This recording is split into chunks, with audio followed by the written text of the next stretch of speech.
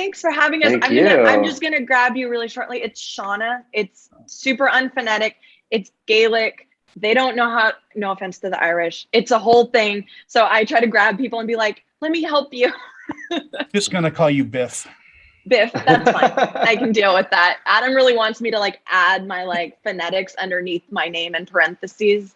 And I have yet to adopt that. Well, you know, we're adopting it for pronouns. Now we should do it just for pronunciation. Pronunciation. I agree. Yeah. So it's Shauna. Shauna, welcome to the mess that we call a show. Thank you so much for your time this morning. You guys are both kind of known for documentary work. What prompted you to do a feature film like this? Shauna, I'll start with you.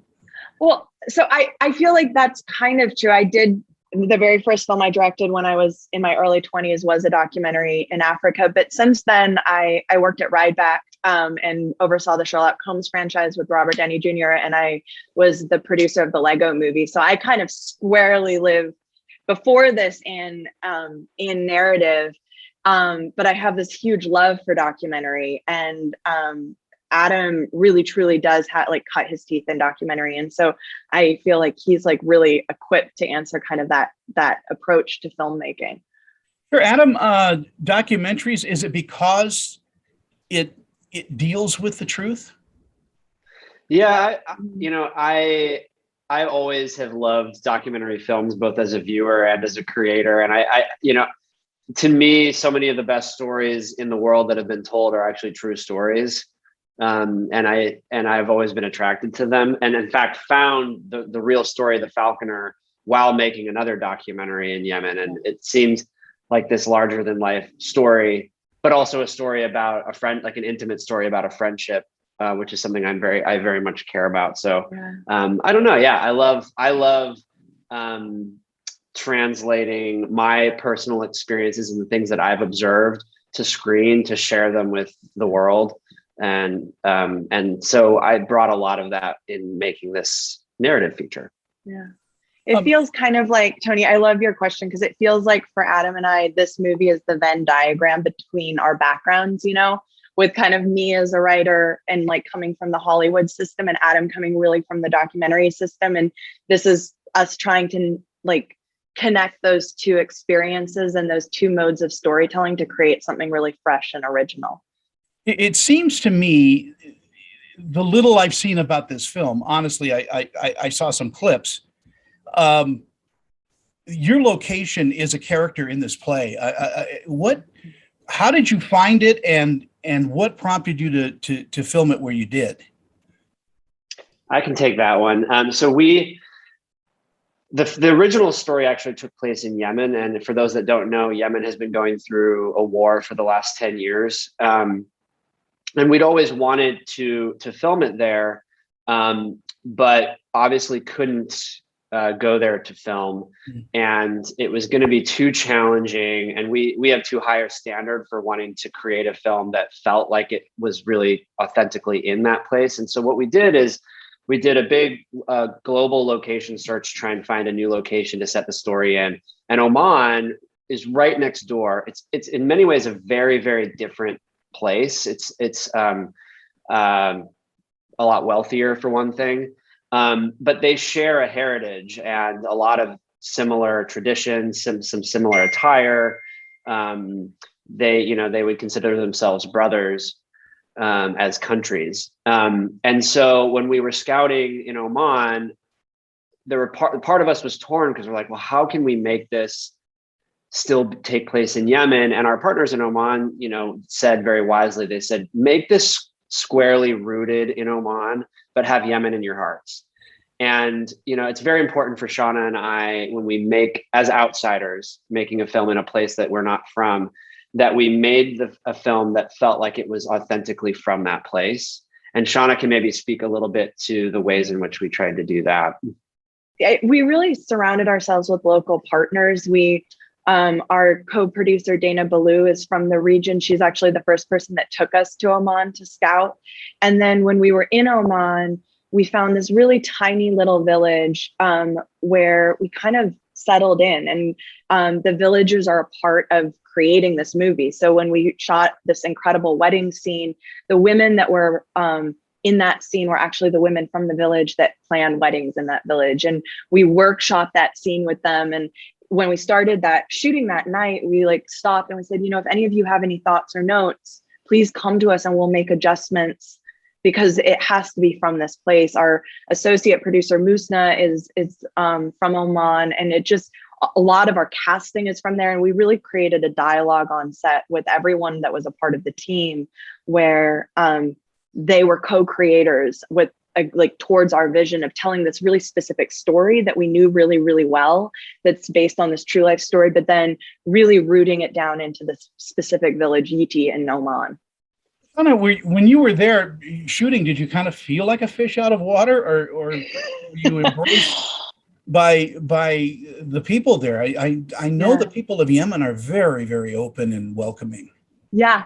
Oh my goodness. I love that you know that. So, one of the things that was really spectacular was the fact that I think obviously we stand out. But Adam and I have both traveled a lot. I spent a lot of time in the Middle East as a teenager. And so it felt really kind of like coming home in a lot of ways. It felt really comfortable. And then just the warmth of the Omani people, is we really felt, taken care of. We're the first narrative feature film, like outside narrative feature film, to ever been shot fully in Oman.